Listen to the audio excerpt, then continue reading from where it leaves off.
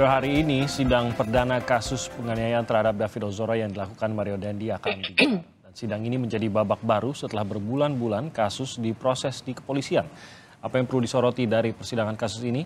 Kita akan membahasnya bersama penasihat hukum korban David Ozora, Melissa Anggraini, dan juga pakar hukum dari Universitas Jenderal Sudirman Hipnu Nugroho.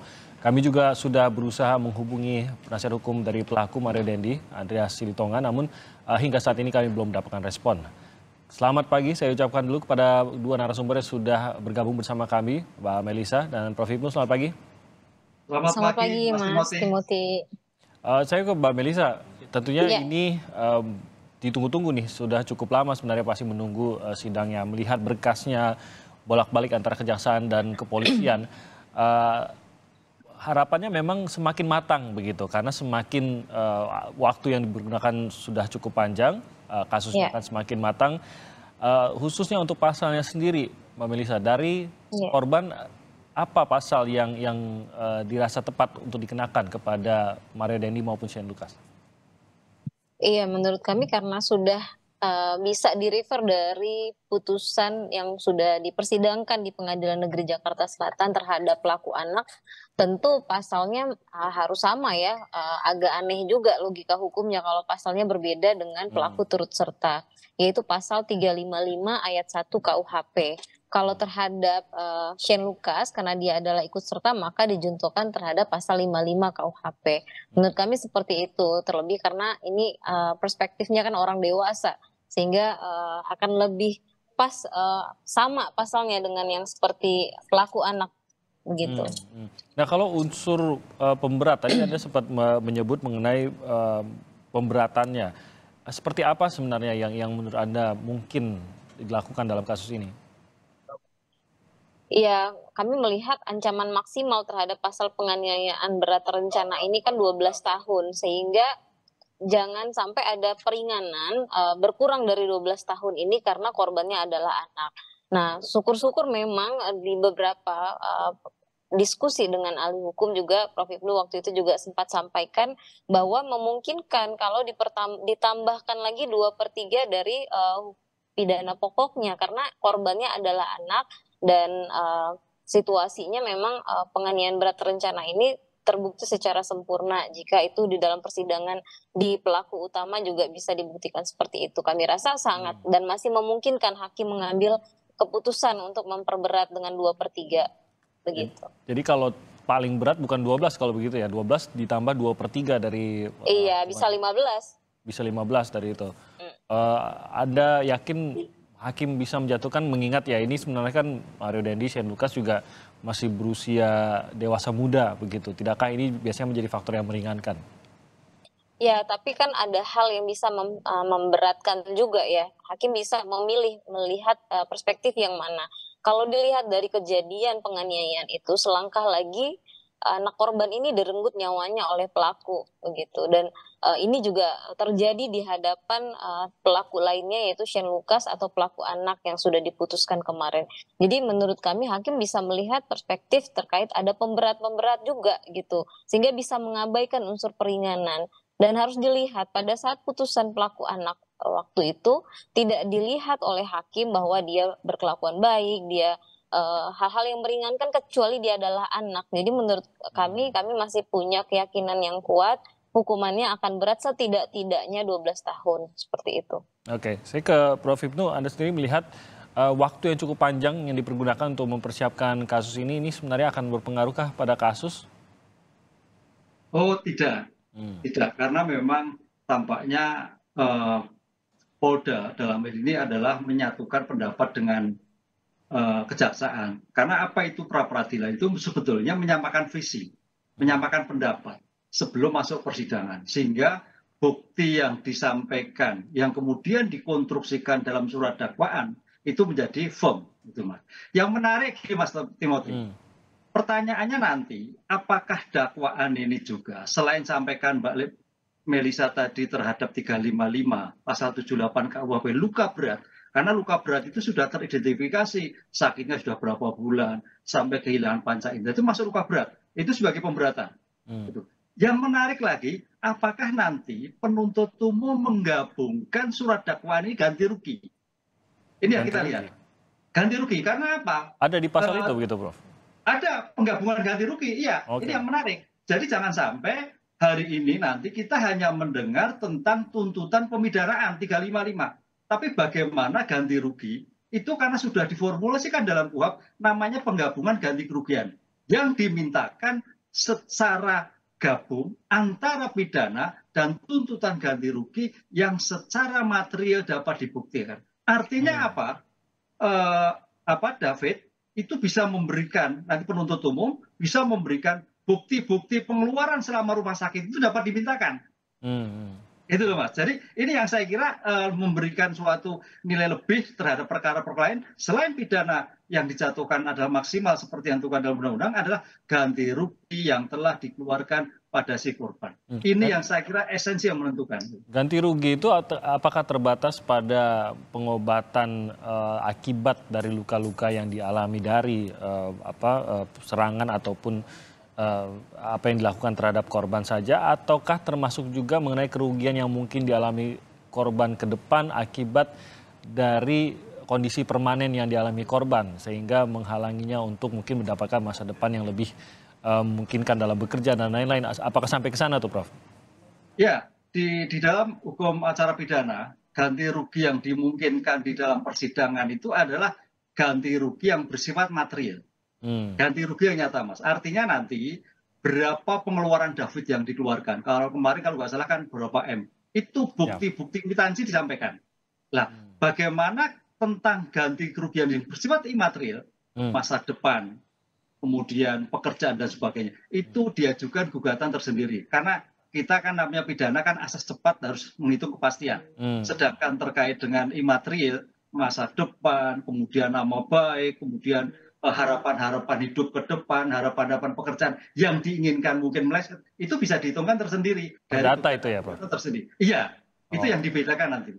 Berarti sidang yang berbeda lah kalau itu ya. Tapi ganti rugi dari akibat pemukulan ini sebenarnya sudah bisa disertakan dan ini harus dibacakan sejak dakwaan awal ini ya. Kalau di tengah-tengah tidak bisa lagi ya, Prof? Iya, harus sekaligus. Makanya dakwaannya ini sekali dakwaan pidana adalah tuntutan ganti rugi. Namanya penggabungan ganti rugi. Sehingga dengan demikian nanti hakim bisa mengabulkan terhadap berapa biaya yang telah dikeluarkan oleh keluarga David selama masa pengobatan dan penyembuhan saat ini. Nah, ini yang saya kira menarik dalam persidangan hari ini. Gitu. Saya mau minta tanggapan dari Mbak Melisa, adakah perbincangan tersebut khususnya dari pihak korban? Ya, terkait dengan penggabungan gugatan ganti rugi atau restitusi ya Prof. Itu tadi sampaikan, itu sudah kita sampaikan kepada jaksa penuntut umum. Dan saya yakin nanti akan juga disampaikan pada saat dakwaan atau tuntutan. Dan berdasarkan informasi nih Prof. Hipnu, mungkin menanggapi yang tadi Prof. Hipnu sampaikan, diskusi dengan LPSK, pengamat ANA, dan institusi terkait, kami melihat juga di Undang-Undang LPSK, itu dimungkinkan untuk ganti rugi ini tidak saja bersifat material, tetapi juga bersifat imaterial. Sehingga ini juga akan tetap disampaikan nanti, dan yang menghitung secara detail berdasarkan azas kewajaran dan lain sebagainya itu adalah dari LPSK. Seperti itu. Oh, jadi memungkinkan justru ya? Iya, memungkinkan. Termasuk juga potensi yang hilang dari akibat pemukulan ini gitu?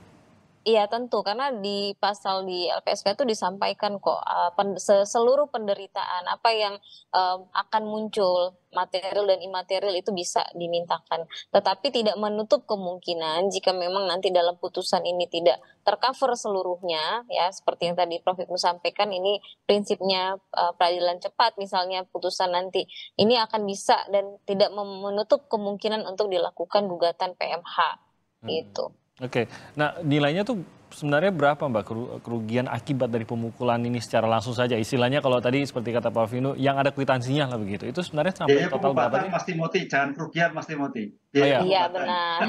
Ini kalau ganti kerugian nominalnya tidak bisa dihitungkan ya Prof. Gitu. Ini biaya pemulihan kondisi korban kalau kami sampaikan seperti itu ya.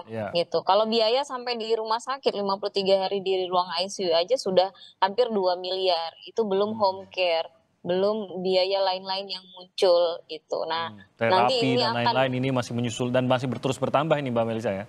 Ya, terus bertambah dan dengan kondisi seperti ini dokter pun belum bisa memberikan kejelasan akan berapa lama proses ini. Meskipun secara fisik ada perbaikan, tetapi secara kognisinya ini yang masih bermasalah gitu. Oke. Biaya pengobatan betul, Prof. Hipnu. Kerugian mungkin lebih lebih lama lagi menghitungnya itu. Jadi Ya. Ya. mungkin sebelum sebelum kita jeda juga nanti saya ingin tahu dulu Mbak Melisa kondisi David sendiri sampai saat ini bagaimana perkembangannya, Mbak Melisa? Ya, yang seperti tadi saya sampaikan, secara fisik sudah lebih membaik ya, tetapi memang di pusat keseimbangan ini yang masih PR sekali. Dan beberapa kali cedera, jatuh, bahkan tanggal 8 Mei yang lalu sempat dioperasi lagi pemasangan pen di pergelangan kakinya karena dia jatuh karena keseimbangannya belum sempurna. Nah, di saat David disampaikan terkena diffuse axonal injury stage 2, ini dokter sampaikan memang yang paling rusak itu adalah otak bagian luar dan ini merupakan kaitan terhadap perilaku, daya tangkap, olah pikir sehingga tidak mengherankan dengan kondisi kognisinya David saat ini secara fisik membaik tetapi secara kognisi masih jauh seperti itu. Nah, kalau fisik pun kalau dilihat dia hanya memiliki endurance berjalan jangka pendek ya, hanya 6 menit. Paling lama sepanjang dia mencoba itu 10 menit dan itu paling hanya 1-2 kali. Sehingga dokter terapi sampaikan David hanya mampu melakukan gerak-gerak yang sifatnya jangka pendek. Jangka panjang dia lelah dan saturasinya juga menunjukkan dia gampang lelah seperti itu. Dan itu pun tidak bisa bergerak dengan cepat dan resiko juga begitu ya seperti dicontohkan tadi resiko juga kalau terlalu banyak dan lama pergerakannya ya. Iya, bahkan sampai hari ini pun kalau dilihat apakah dia sudah bisa melakukan aktivitas sehari-hari, David belum bisa mandi sendiri, berpakaian sendiri. Ini dia juga belum bisa, masih dibantu oleh perawat. Ini kita akan sampaikan nanti di persidangan. Begitu, sehingga jangan ada yang memelintir seolah-olah kondisinya David emang sudah baik dan ini akan dijadikan peringanan bagi pelaku gitu. Even hari ini pun David sudah bisa lari-lari, nongkrong, ngumpul sama teman-temannya, tidak serta-merta ini bisa memperingan pelaku ya. Meskipun pada kenyataannya kondisi David masih seperti ini gitu. Ya, nanti kita akan ke arah sana juga tuh mengenai perkembangan ini apakah berpengaruh juga di dalam sidang khususnya Mario Dandi dan Shane Lucas. Kita akan jeda sebentar kalau begitu nanti kita akan lanjutkan lagi obrolan ini lebih panjang lagi dalam bagian kedua. Tetap bersama kami di Sapa Indonesia Pagi. Melanjutkan perbicaraan dengan penasihat hukum dari keluarga korban, Mbak Melisa dan juga ada Prof. Hipnu. Prof, tadi mungkin menanggapi apa yang disampaikan terakhir oleh Mbak Melisa terkait dengan kondisi dari David Ozora. Nah, ini memang ada beberapa pihak yang mengkhawatirkan bahwa karena kondisi David terus membaik, walaupun tadi seperti dikatakan Mbak Melisa masih harus banyaklah hal-hal yang dilalui oleh David untuk bisa benar-benar pulih. Tapi setidaknya lebih baik dari kondisi awal setelah dilakukan pemukulan terhadap David. Dan dikhawatirkan hal ini justru akan menjadi unsur yang meringankan dalam sidang Mario Dandi dan Shane Lucas nanti. Apakah memang bisa begitu, Prof. Hipnu? Ya tidak seperti itu ya, tidak seperti itu. Karena begini, memang namanya suatu pendapat itu kadang-kadang sekarang bagaimana suatu usaha untuk meringankannya. Kita melihat suatu peristiwa itu adalah ketika suatu peristiwa itu terjadi. Objektifnya adalah peristiwa terjadi. Bagaimana rasa penganiayaannya, bagaimana perbuatan yang dilakukan. Itu yang dirumuskan dalam surat dakwaan.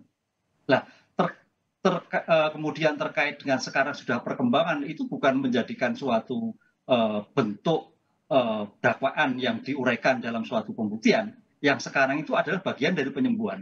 Oleh karena itu kita bedakan antara suatu peristiwa terjadi dengan setelah peristiwa terjadi. Nah, setelah peristiwa itu terjadi, makanya kita katakan peristiwa ini suatu peristiwa yang unik. Makanya tadi uniknya apa? Ini adalah suatu peristiwa hukum penganiayaan berat di mana korban juga mengeluarkan biaya berat. Pertanyaannya bagaimana tanggung jawab negara memfasilitasi ini terhadap korban sehingga biaya yang diderita terhadap fisik juga terobati, biaya masa depan juga terlindungi. Ini yang menjadikan permasalahan. Jadi hukum jangan sampai hanya memidana orang, tapi bagaimana tanggung jawab orang itu. Nah, disinilah nanti letak putusan yang akan dimintakan, Mas. Tadi sampaikan, Mbak, apakah LPSK menyatakan kerugian imaterial bisa disampaikan, ya memang bisa-bisa saja. Ya. Tapi kalau kita melihat dari aspek pembuktian agak sulit. Karena bicara bukti di dalam suatu persidangan itu bukti real yang bisa dilihat, yang bisa dipertanggungjawabkan. Beyond a reasonable doubt, kan begitu kan? Prinsip masih bukti yang akan datang, bukti yang masih ingoing proses itu tersendiri. Nah, sekarang pertanyaan Mas Timothy gini, dengan biaya besar itu, ini Mbak Melisa, apakah keluarga terdakwa mampu atau dana tidak? Karena jangan sampai putusan nanti, putusan dalam dakwaan, putusan nanti itu menjadikan menang di atas kertas. Ini yang saya kira juga diantisipasi suatu proses hukum di sini. Jadi jangan sampai memberikan pengharapan begitu eksekusi nggak ada dana yang diberikan, karena ini kan termasuk orang tuanya juga bermasalah kan gitu kan. Siapa yang menanggung kalau memang orang tuanya sudah bermasalah kemudian sudah disita? Karena tidak ada akses terhadap dananya juga begitu oleh pelaku gitu ya maksudnya ya. Betul. Lain kalau orang tuanya tidak ada suatu kasus hukum. Itu mungkin ada logistik deposit tersendiri. Ini bermasalah kan itulah. Oleh karena itu saya kira Mbak Melisa juga bagaimana mengkoordinir terhadap lembaga penegak hukum yang melakukan suatu penyitaan barang yang terhadap orang tua daripada Mario. Ini yang saya kira teori antisipasi perlu dilakukan sedini mungkin. Gitu, Mas. Tidak ada yang bisa menjamin itu ya, Prof, bahwa kalau sidang memang menyatakan ya, katakanlah 2 miliar tadi disebutkan ya, untuk penyederhanaan saja. Tapi begitu dituntutkan itu kepada Mario Dendi, apalagi kita mendengar ayahnya Rafael Alun mengatakan bahkan kesulitan membayar biaya rumah tangganya begitu, apalagi akses terhadap 2 miliar gitu. Apakah ada jaminan bahwa kalau itu memang diputuskan oleh pengadilan maka korban pasti akan mendapat ganti ruginya atau memang tidak bisa dijamin? Itu yang kita khawatirkan. Kalau kasus-kasus yang biasa itu adalah orang tuanya tidak bermasalah dengan hukum. Jadi tingkat kepastian membayarnya ada. Tapi ini tidak. Ini adalah orang tuanya berkaitan dengan tindak pidana lain yang sekarang semua adalah disita untuk kepentingan pembuktian terhadap suatu tindak pidana perkara lain. Nah ini yang saya kira teori antisipasi Mbak Melisa harus betul-betul cepat, jangan sampai nanti sampai itu David itu hanya menang di atas kertas. Itu, apa mungkin yang sudah diantisipasi Mbak Melisa terhadap hal ini? Iya, yang disampaikan oleh Prof. Hipnu tadi kita juga sudah merumuskan dan akan melakukan pembahasan lebih lanjut dengan institusi terkait termasuk yang melakukan sita terhadap orang tuanya si pelaku dan terhadap hartanya pun yang dari informasi yang kita peroleh kan juga tidak di seluruh hidupnya dia yang disita ya. Ada kurun waktu, ada tempus di situ dari tahun berapa sampai tahun berapa sehingga kita akan memiliki akses tahun-tahun berapa yang tidak masuk ke dalam ruang lingkup TPPU dan perkara yang sedang diproses terhadap ayahnya ini. Nah, proses-proses terkait dengan sita restitusi dan lain sebagainya sehingga nanti anak korban memang benar-benar memiliki restitusinya terkabulkan ini memang masih PR panjang ya seperti yang tadi Prof. Hipnu sampaikan. Ini yang menjadi concern kita hari ini, setiap hari ini yang kita bahas, mudah-mudahan benar-benar bisa diperjuangkan dan bisa diperoleh. Dan saya support sekali tadi yang Prof. Hipnu sampaikan, negara benar-benar harus hadir di sini. Bagaimana merumuskan terkait hal-hal sita restitusi ini kan juga adalah presiden yang baru ya. Belum ada juga sita restitusi selama ini. Bagaimana membuat ini bisa terwujud? Jangan sampai ketika memang tidak memungkinkan negara lepas tangan begitu aja. Sementara nasib dan masa depan anak korban ini harusnya menjadi pemikiran lebih mendalam oleh negara.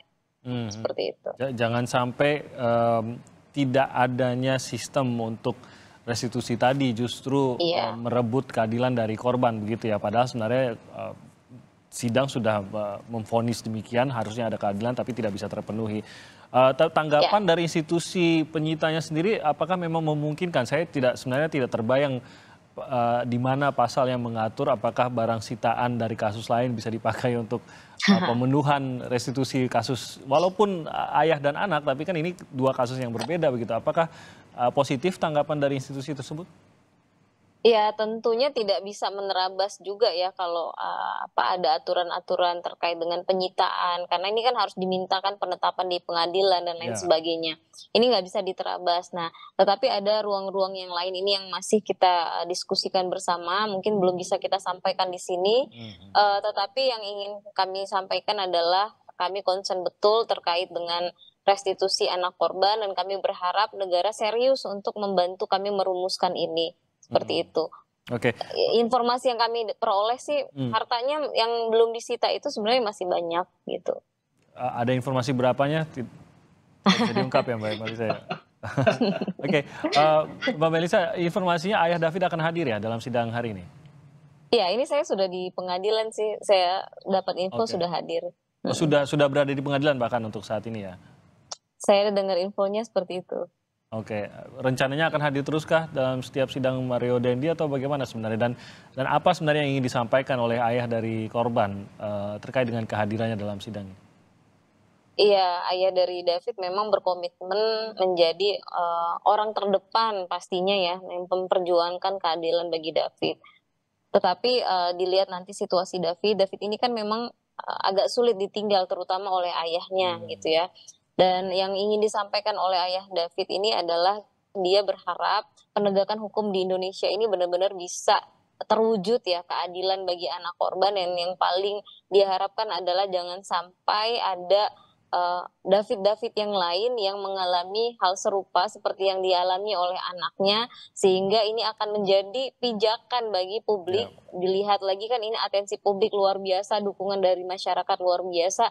Ini juga, perjuangan bersama kira-kira seperti itu Mas, bagi kami juga bagi orang tua, seperti itu. Mudah-mudahan, Mmm. hasil dari, putusan nanti ke depannya apakah itu terkait dengan pidananya, terkait dengan restitusinya semua, memenuhi rasa keadilan bagi korban juga Ya. bagi seluruh masyarakat. Ya, itu yang kita harapkan. Ya Saya kembali lagi ke, kasusnya ya, dan ya, pada hari ini yang akan dilakukan yaitu pembacaan, dakwaan. Tadi dakwaan. sedikit Mbak Melisa sudah, terkait dengan pemberatan dan juga perbedaan usia antara David dan korban. Nah, saya mau ke Prof. Hipnu. Pemberatannya seperti apa kalau ini kasusnya antara dewasa yang melukai, korban yang masih berusia anak-anak, apakah bisa dipastikan unsur pemberatan tersebut dan, tadi dikatakan bisa memberatkan sampai 2/3 dari masa hukumannya. Maksimalnya itu seperti itukah dan apakah itu pernah terjadi, Prof. Hipnu, yang Anda ketahui? Apakah ini cenderung terjadi atau justru ya memang jarang kalau sampai dijatuhkan, ada penambahan pemberatan tersebut sampai 2/3 dari masa hukuman, terkait dengan pasalnya yang disebutkan dalam pasalnya, Prof. Hipnu? Iya, gini Mas Timothy, memang di dalam ilmu hukum masalah pemberatan itu tidak seperti matematis ya, Hmm. terberat tambah sepertiga. Jadi kadang-kadang seperti halnya nanti misalkan dijatuhkan 10 tahun, misalkan lah ya Hmm. 10 tahun. Hmm. Itu 10 tahun itu persepsi majelis itu sudah tambah sepertiganya, gitu loh. Jadi Oke. tidak dihitung berapa pokoknya tambah enggak, ini sudah dihitung Tidak akan seperti sepertiganya. dibacakan seperti Iya, rumus lah gitu iya ya, betul. 8 Rumusannya tambah nggak atau seperti itu, betul. Jadi, pokoknya 10 adalah nah, 10 gitu. nah 10 itu bagian dari pidana pokok dan tambahan Ya. sepertiga dari luka berat. Ini yang kita lihat seperti itu. Jadi matematikanya bukan sekian tambah sekian, enggak. Hmm. Itu adalah include terhadap putusan yang dijatuhkan. Dan itu semua bisa dilihat Mas Timothy nanti dari pertimbangan hukumnya. Hmm. Dari pertimbangan hukum terhadap pidana penganiayaan berat dan luka menjadikan suatu pemberatan pasal 78 KUHP kan ini sudah jelas tidak terbantahkan luka beratnya itu. Saya Ya. kira itu menjadikan suatu yang cukup jelas nanti di dalam pertimbangannya dan tapi tidak dirumuskan secara matematis di dalam putusannya. Itu yang kita melihat praktek persidangan sampai sekarang seperti ini. Oke, kalau mengikuti secara detail khususnya dalam pertimbangan, maka kita bisa memahami apakah itu ada unsur pemberatan atau tidak dan kira-kira seberapalah unsur pemberatan itu. Tapi vonisnya hanya satu lah begitu ya, sekian tahun kalau memang dirasa atau dinilai bersalah dan divonis hanya akan dibacakan vonisnya saja.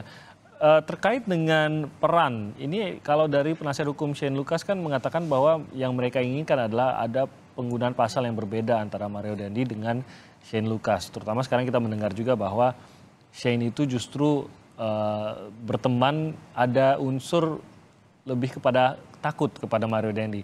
Nah, hal-hal seperti ini apakah akan menjadi pertimbangan jaksa dan apakah Prof. Hipnu Anda sendiri melihat akan ada perbedaan antara apa yang dilakukan ataupun apa yang didakwakan kepada Shane melihat apa yang ia lakukan pada saat peristiwa terjadi dibandingkan dengan Mario Dendi melihat juga apa yang ia lakukan pada saat peristiwa terjadi?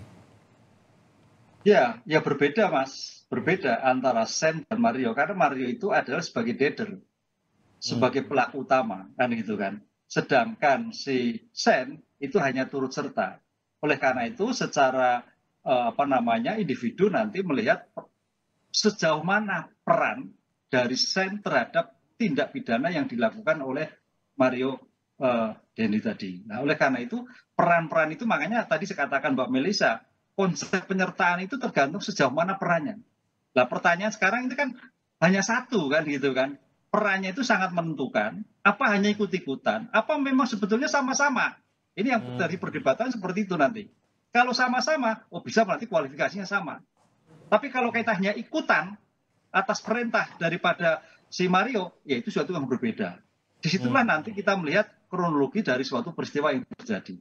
Dari kronologi itu akan membedakan tuntutan daripada pidana yang akan dijatuhkan antara David, Mario, dan Sam. Oke, ini kebetulan kita sudah mencoba dari tadi tapi akhirnya baru mendapatkan salah satu dari tim pengacara Shane Lucas, Pak Happy Siomi. Selamat pagi Pak Happy.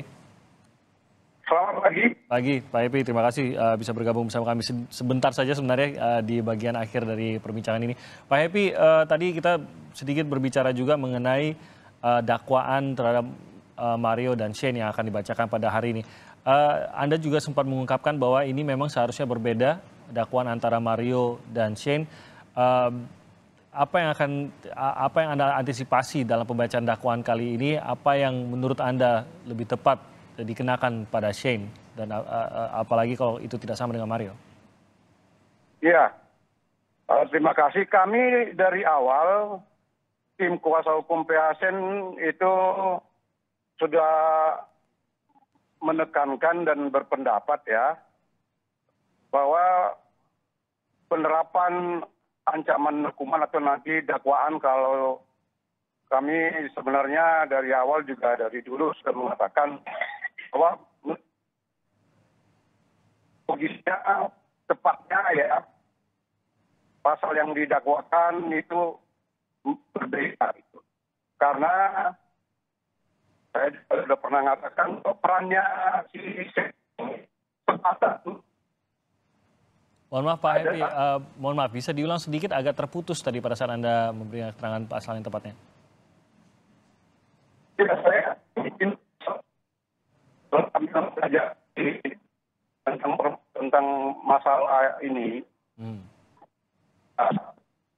Kami bahwa cepat. Oke, Pak Happy, mohon maaf ini terputus sekali suaranya. Kita akan coba atur lagi koneksinya dengan telepon Anda. Kami akan coba menghubungi lagi. Saya ke Mbak Melisa mungkin singkatnya. Mbak Melisa, dari korban sendiri melihat keterlibatan Shane dalam kasus ini seperti apa dan yang dipercayai seperti apa, dan apakah memang harus dimintai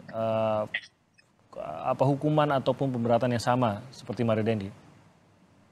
Ya tentu perannya berbeda ya.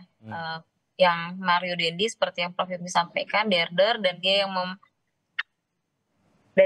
melakukan pemukulan, penendangan terhadap anak korban.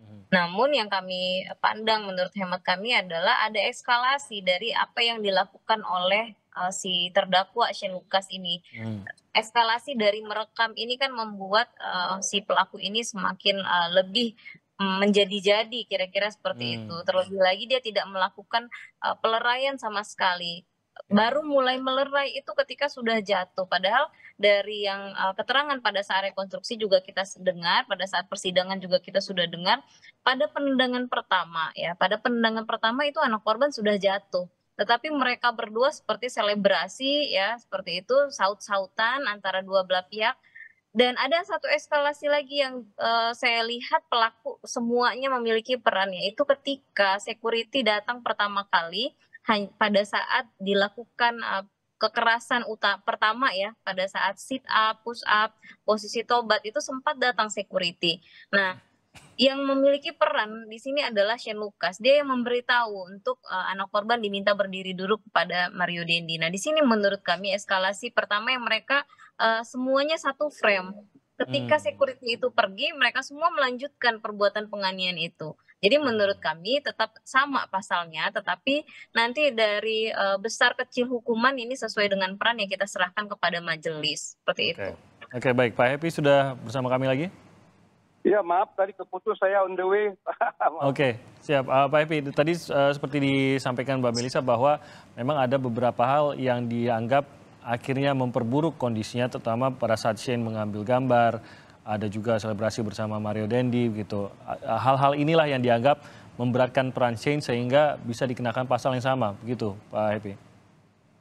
Iya, sekali lagi kami dengan tidak, ya kita nanti akan melihat fakta-faktanya. Karena Shane itu menurut kami dia tidak ikut, dia kan dari awal juga sudah diajak, dipaksa untuk ikut dan dia tidak tahu mau tujuannya kemana. Ya, itu satu. Sedangkan di lokasi itu juga dia juga merasa kembali dia tertekan untuk dari awal dia sudah dibilang kamu Shane hanya memvideokan. Kamu memvideokan, memang itu dikasih handphonenya sama si Mario ke Shane. Jadi dia memang ya merasa tertekan itu. Ya dari awal juga dia sudah dipaksa untuk datang dan dia tidak tahu tujuannya. Itu jelas tidak tahu dia tujuannya apa. Cuma dibilang kita mau pergi ke Lebak Bulus, dia bilang. Dia ikut aja. Jadi pada saat kalaupun mau kembali lagi saya katakan ya kita nanti akan fakta-fakta persidangan lah. Karena kita dengan persidangan dengan AG kita juga mungkin bisa sama faktanya, bisa juga berbeda ya. Jadi kita lihat aja dalam nanti fakta-faktanya. Yang jelas kembali lagi tidak ada perencanaan dari si Shane karena dia juga tidak tahu bahwa dari awal-awalnya bahwa sudah ada dari si Mario yang sudah ada, dia mungkin ada perencanaan dari si Mario, tapi kalau si Shane tidak ada. Kalau pembantuannya juga di lokasi memang yang lebih itu yang kami bilang bahwa lebih tepat adalah pasal 76C. Dia ada scan timingnya itu yang 3 menit itu ya, yang 3 menit yang tidak sangka bahwa si Mario itu melakukan penganiayaan itu. Dia ada 3 menit baru dia tersadar dia langsung menghalau si Mario. Itu jelas itu dalam video. Nanti akan kita terungkap dalam persidangan yang kita juga mintakan nanti untuk digali oleh kita masing-masing lah, dari peran masing-masing oleh jaksa penuntut umum, kami penasihat hukum, dan nanti hakim lah nanti yang memutuskan fakta-fakta itu. Kalau alasan itu tanggapan kami. Ya, alasan Shane untuk tidak melerai lebih awal itu apa sebenarnya, Pak? Kurang jelas. Kalau alasan Shane tidak memisahkan lebih awal gitu, karena kita lihat dalam video pun jatuhnya sudah cukup lama tapi tidak langsung ditarik atau dilerai. Iya, menurut kami ada, itu memang fakta ya. Saya juga tidak mau, ya fakta memang ada kurang lebih 2 atau 3 menit atau 4 menit ya itu yang berlangsung penganiayaan itu dan dia tidak melakukan itu. Karena dia sebenarnya menurut si Shane itu kepada kami, dia tidak menyangka akan dilakukan seperti itu. Jadi dia tersadarnya itu setelah si Mario ini melakukan hal-hal seperti itu yang dia tidak duga, baru dia tersadar. Baru dia menghalangi si Mario. Dia baru dia langsung menghalangi, dia itu datang menghalau si Mario itu. Jadi begitu Bung Timothy. Jadi lebih kepada shock lah pada saat itu, begitu pengakuan dari Shane demikian gitu ya. Ya, dia nggak menyangka. Jadi dia bilang dia tidak menyangka akan terjadi seperti itu. Dia tidak menyangka akan terjadi seperti itu. Dia tidak menyangka. Tapi dia memang tersadar, baru dia menghalau. Yang jelas itu ada dia menghalau memang sudah terjadi 2, 3 atau 4 menit. Ya nanti akan kita lihat di persidangan memang kejadian itu, baru dia menghalau. Jadi kalau yang tepat juga memang dia membiarkan, ya ada membiarkan itu Tapi itu juga kan dalam kondisi psikologis dan sosiologisnya dari si Shane yang dia memang tertekan atas perintah dari dia udah diajak, dia kan diajak dengan paksa. Iya, iya. Si Mario ini sudah mengajak 2 orang terlebih dahulu. Si Shane ini karena memang takdirnya dialah.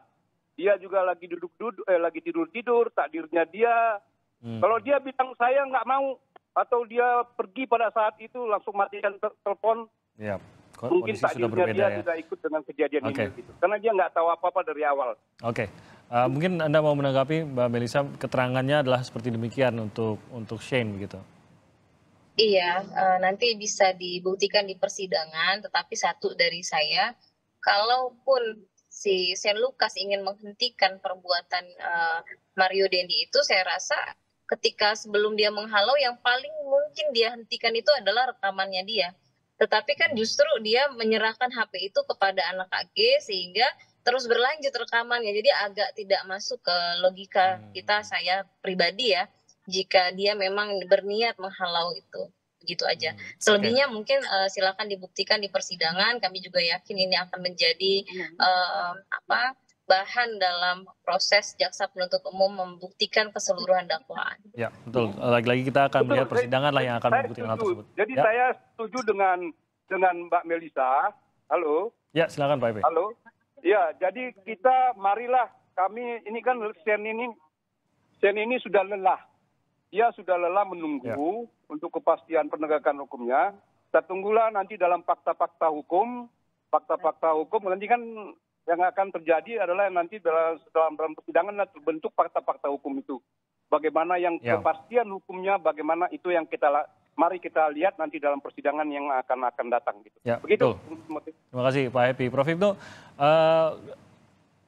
unsur perencanaan. Nah, ini mungkin akan menjadi sesuatu yang harus didalami kah, dan apakah akan berpengaruh banyak pada dakwaan maupun nanti pada vonisnya?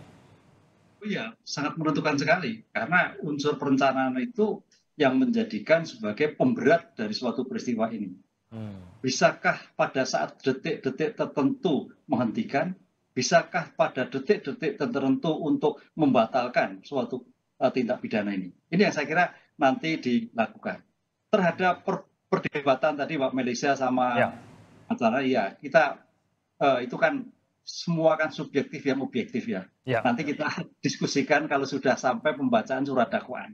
Itu saya kira nanti lebih fair, Mas. Nanti kalau ketemu beda-beda, itulah fungsi penasihat hukum dalam meletakkan suatu kebenaran material dengan pandangan yang berbeda dari sudut pandang yang berbeda. Begitu. Ya, jadi sebaiknya kita percayakan pada fungsi hakim dan seluruh peradilan itu sendiri yang akan bisa menemukan bagaimana keadilan dari kasus ini maupun dari tiap-tiap orang yang terlibat dalam kasus ini.